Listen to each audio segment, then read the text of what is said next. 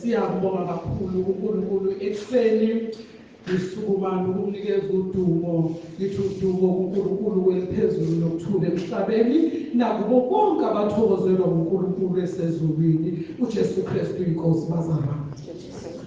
Siyabonga ekuseni ukuthola leli thuba bazalwane engizoqala ngakho ilokhu nje okujwayelekile ukuthi bazalwane obaba abekho basemsebenzini kaNkulunkulu njengoba uJesu washo wathi ungithumele ezweni nami ngithumele ezweni esho abapostoli bakho uJesu.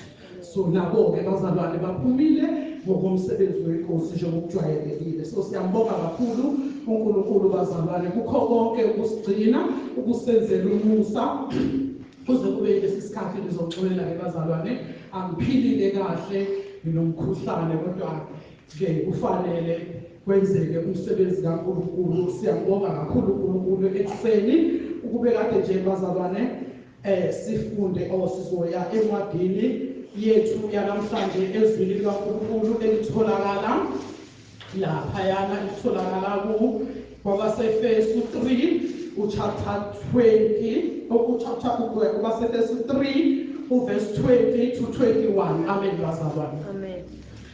Magabongwe magabongwe magabongwe magabongwe magabongwe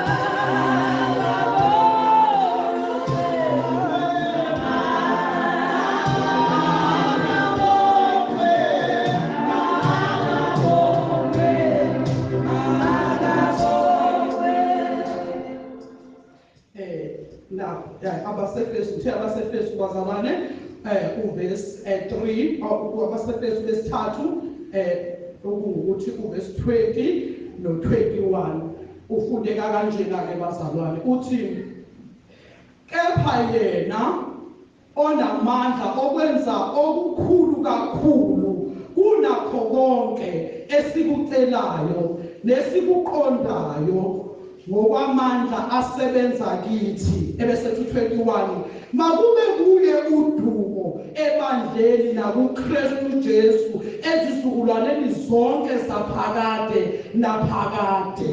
Uma bekungathiwa le nkonzo yethu siyinikeza itheme ithi itheme yakhe amandla kaNkulunkulu enza izimangaliso ezinkulu. Ngicela ubaba uMthembu asikhulekele asikucela sonke sikhulekele.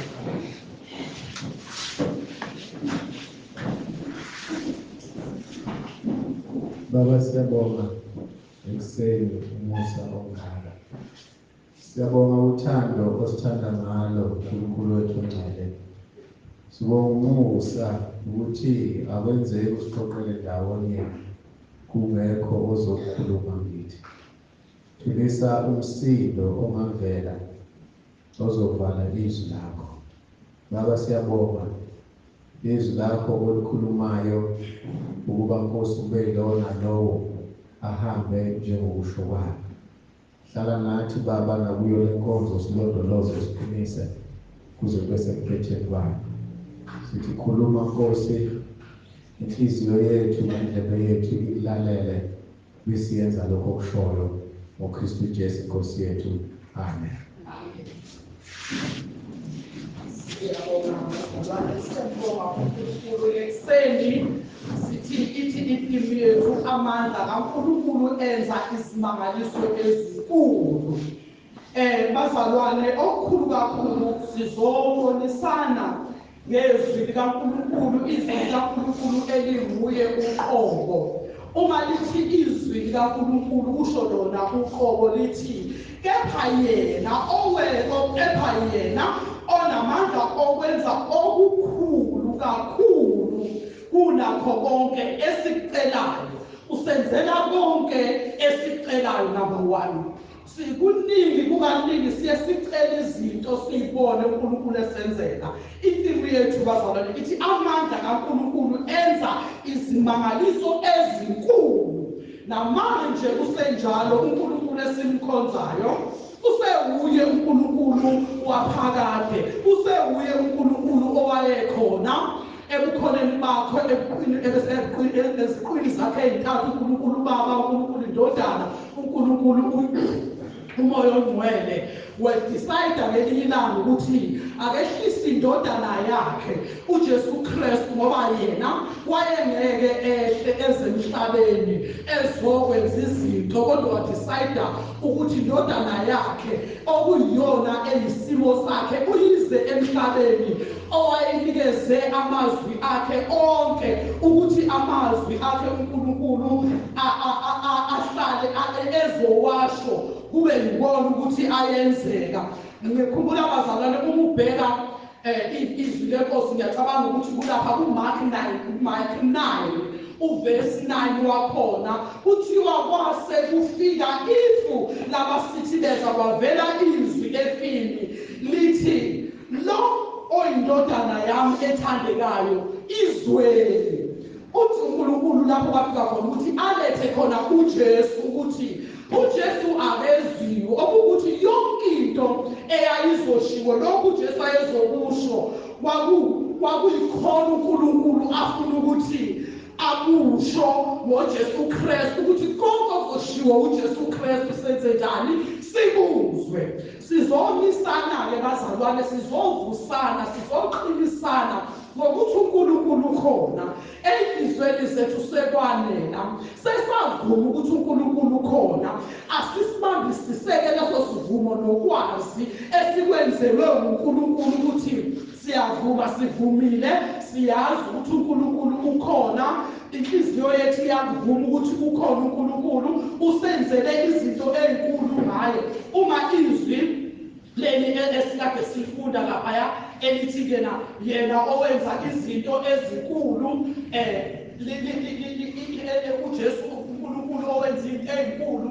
So uNkulunkulu uJesu esahamba emhlabeni wayenguNkulunkulu qobo. zonke izinto ayezenza wayezenza ngokwendodana yakhe ezenza ethumele uJesu Kristu onguJesu Kristu oyindodana yakhe uqobo wayemnikeze amandla ukuthi azokwenza lezo zinto emhlabeni. So uJesu Kristu uhamba ngokwentando kaNkulunkulu uzokwenza wenza izinto ezinkulu. Abasefeso sishindo sathi bathena owenza okukhulu kunakho konke esikucelayo. Masicela izinto uNkulunkulu uyasenzela. Okuningi bazalwane siye sikubone uma ukusho abantu bezobonga ngiyabonga ukuthi uNkulunkulu ungenzela ukuthi uNkulunkulu ungenzela ukuthi uNkulunkulu ungenzela ukuthi sonke sizobonga sihleze simbonga ngakho konke kakhulukazi esikucelayo asenzela khona nesikuqondayo ngokwamandla asebenza kithi.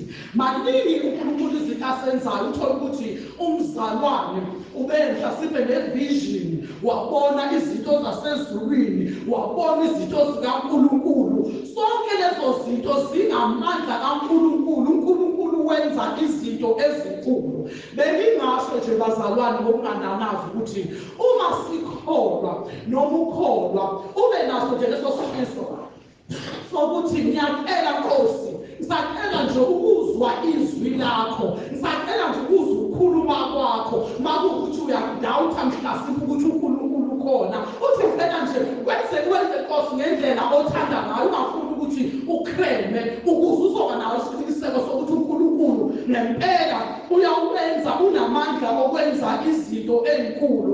Bese lizothi makube uye udumo ebandleni nakuKristu Jesu ezizukulwaneni zonke zaphakade naphakade okungukuthi uNkulunkulu njengoba uNkulunkulu enza amandla uyena yedwa uNkulunkulu okufanele simnikeze udumo. Uyena yedwa udumo olufanele kube kuyona ebandleni nakuJesu Kristu ezizukulwaneni zonke ezikhona nezake zabakhona neziyoba khona. Uyena yedwa uJesu Kristu, uyena yedwa uNkulunkulu onamandla okwenza nosenzela izinto zonke bazalwane ezenzakalayo ezinkulu. Sikhuluma nangamandla amakhulu akabonakala nabonakalayo. Abanye namanje bayayibona izinto ezinkulu. Mina nje bazalwane kuningi uma ngase kuthiwa aqale ngisho ukuthi yini engiyaziyo nengike ngiyibone kwenzakalani. So uma bazalwane uya kuMark 1 verse 32-31 siyakhumbula ezwini lenkosi lapho khona uJesu owafika khona umkhwekazi kaSimon Petro egula wayalela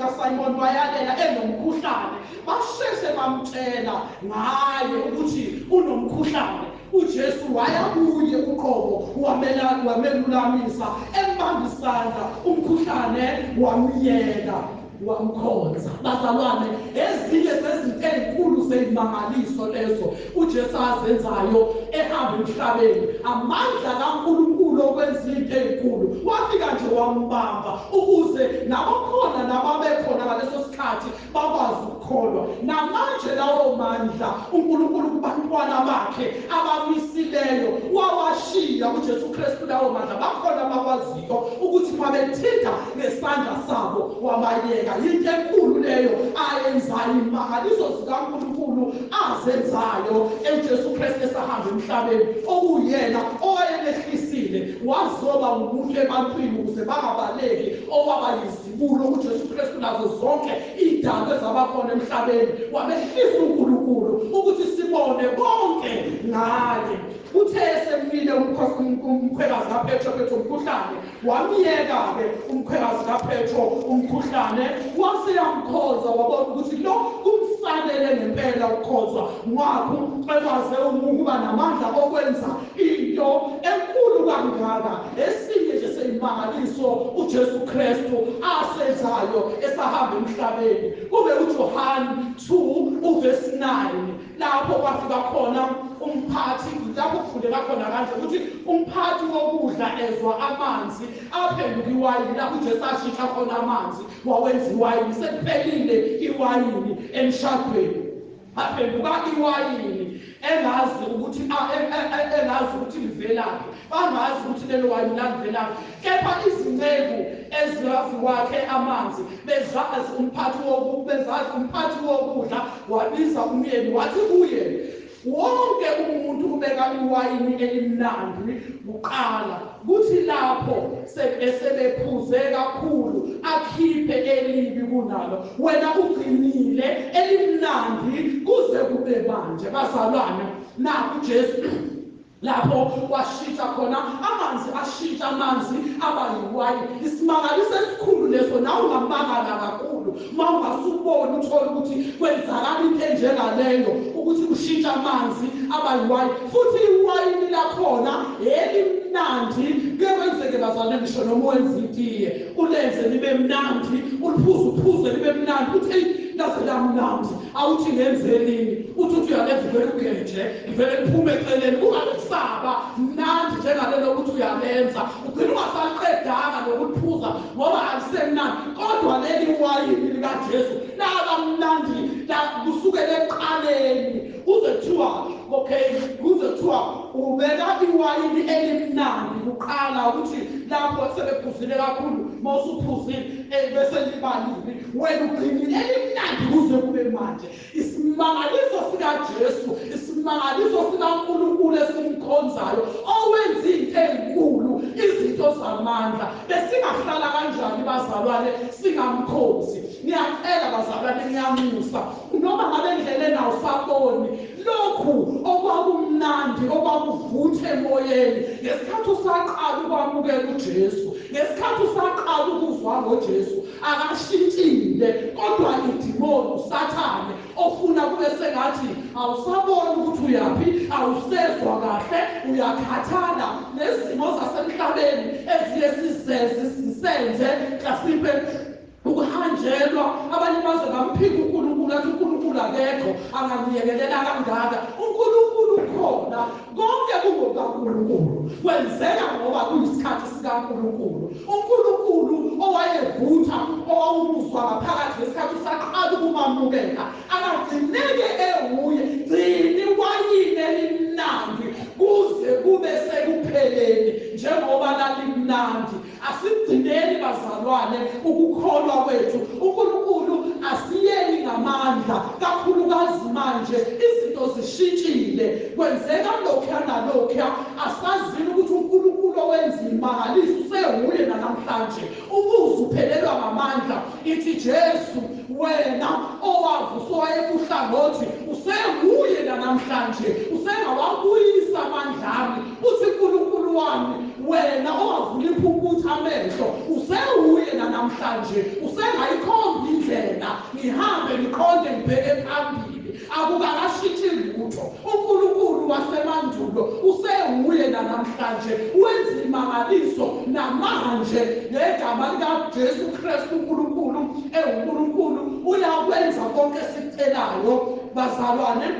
Umuya futhi uMathewu 14 verse 19, lapho ufundeka kanje, uthi wayeseyala izixuku ukuba zihlale phansi etshanini nezinhlanzi ezimbili, wabheka ngasezulwini, wazibusisa, wazihlephula, wabanika abafundi izinkwa, abafundi baphakela izixuku. Imangaliso bazalwane, uma ngikhumbula kahle inhlanzi zazimbili, uma ngaphosisa izinkwa zaziwufa, wathatha uJesu, kuthiwa wayeseyala isixuku ukuba zihlale phansi. Babeza ngeyinqwaba, kwakungakhonzelwa endlini kanje, kwakukhonzwa kube zixuku beze kuye kube njengangoba kwakuney'tshumayelo yaseNtabeni. Bathi basebelambile, sebehlalile, ngoba umuntu unomzimba wenyama, sebelambile, sebehlala isikhathi eside behlalela intshumayelo kakhulu. Useyabuza uJesu ukuthi ubani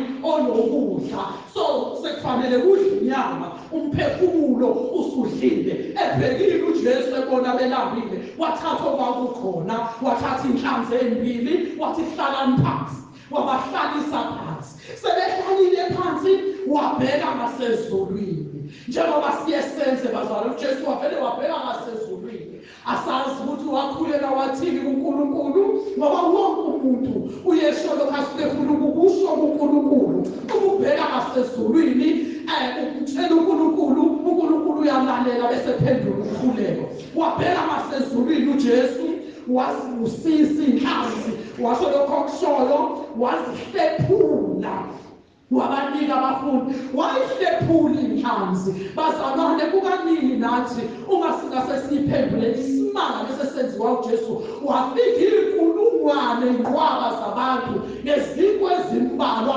nenhlanzi ezimbili isimanga besingahlala kanjani singamkhonzi uNkulunkulu odala indlela ibe khona lapha engekho khona abantu uyabona sebedlile okomphefumulo sekubashumayezile bayalizwa izwi kaBaba ngoba uNkulunkulu wehlisa uJesu ezulwini wonke umyalezo ayefuna siwuzwe wawuzisa ngoJesu uthi indodana yami le ethandekayo kimi izweni konke kushoyo anokwenza besikade belalele uJesu uqeda lapho uyahlephula izikwa uyabanikeza uyabusisa bese yabanika ukuthi abanikeze abantu badla abantu baphakela isixuku wena-ke masekwenza uhlalile ngoba sihlala nje abafundisi bema phambi kwethu bathathe izwi likaNkulunkulu balifunde lapha phakathi baguqe babheke kuNkulunkulu ezulwini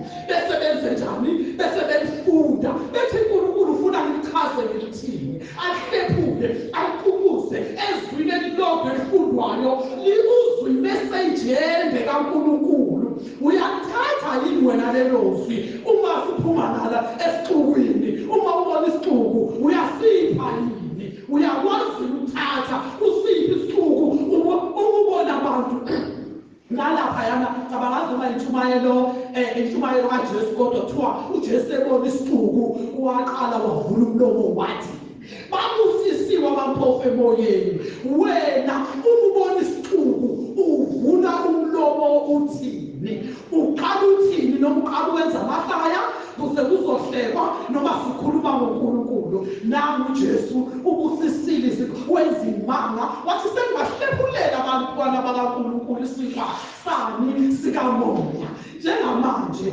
uNkulunkulu wethu ongcwele esenyama belambile emoyeni angenze njani phinda futhi inkosi ngiyabusisa phinda futhi ungenze nikwazi ukwenze njani ukusihlephula ngibahlephulele wabahlephulela izixuku zonke zadla zanela kwabakhona ngisho nemvuthuluka yabuthwa badla banela thina makukhona abantwana bakaNkulunkulu bekhona phakathi kwethu belambile ngoba bayalamba sikhona balambe baze bonke sikhona sehluleke thina ukubusisa ukuthatha izwi elabusiswa eselibusisiwe already walinikwa waliphathiswa ukuthi bese ubahlephulela nawe uthi nakho kukaNkulunkulu uJesu Kristu wazenza imangaliso wabahlephulela wazenza imangaliso izwi likaNkulunkulu wenza imangaliso ezinkulu esinye sesiyimangaliso esingaya sisibheke futhi sitholakala kuMateyu 8 verse 27 lapho kufundeka khona kanje ukuthi kepha abantu bamangala bathi kunjani lo ukuba umoya nolwandle kumlalele na ngesikhathi uJesu besemkhunjini ethulisa ini isivuvu wakuthulisa bathi base bebuzana ukuthi onjani lo imangaliso ke zonke lezo ezazenziwa uJesu amandla kaNkulunkulu enza imangaliso ezinkulu lokho okhombisa ukuthi uNkulunkulu omkhulu ubukhulu bakhe obungeqhathaniswe namuntu obungefaniswe namuntu so bazalwane asimkhonzeni uNkulunkulu asimlaleleni uNkulunkulu asimlaleleni indodana yakhe uNkulunkulu oyiqiniso indodana yakhe iqiniso umoya kaNkulunkulu oyiqiniso izwi kaNkulunkulu eliyiqiniso sikulalele konke njengalokhu uNkulunkulu esasilethela uJesu Kristu ukuthi abe indodana yakhe, waze washo wathi lo uyindodana yami ethandekayo kimi, izweni. Bazalwane, asingadlali ngethuba. uNkulunkulu senzelile umusa, uNkulunkulu siphile umusa, wasenzela umusa ngoJesu Kristu indodana yakhe. uNkulunkulu wasanaye unamandla amakhulu, akusikhona kodwa-ke lokho bazalwane, kuningi. Uma nje ungase uye futhi, niyakhumbula bazalwane nangalesi sikhathi uJesu efika laphayana, efika kulokhuzana uLazaro esefile, uJesu wathini kuye? Wathi akamthulu, wamemeza ngezwi elikhulu, wathi akaphume kuphi? Ethuneni. Waphuma uLazaro. Esinye nje sezimanga leso futhi asenzayo uJesu, wathi uLazaro akaphume, esefile, esekoshwe ngey'ndwangu, wathi phuma. Waphuma uLazaro. Wenza isimanga uJesu. Amandla wonke lawo amandla kaNkulunkulu, kuningi besifanelwe ukuhlala sethembeke kuNkulunkulu, besifanele ukumkhonza uNkulunkulu, singabe sisabheka nasemuva bazalwane, singabe sisaya emuva, simbone uNkulunkulu singaphezi, sihlale kuye njalo sithi uJesu Kristu uyinkosi, ngoba amandla kaNkulunkulu akhona njalo kulabo abamethembayo nabalaziyo izwi likaNkulunkulu. Siyabonga bazalwane. Ake siqhubeni ikhulumo uvesi unumber 127 othi nxa uJesu eyihola. Uma siqeda ngizocela ubaba uZulu asibusisele izwi likaNkulunkulu. Nxa uJesu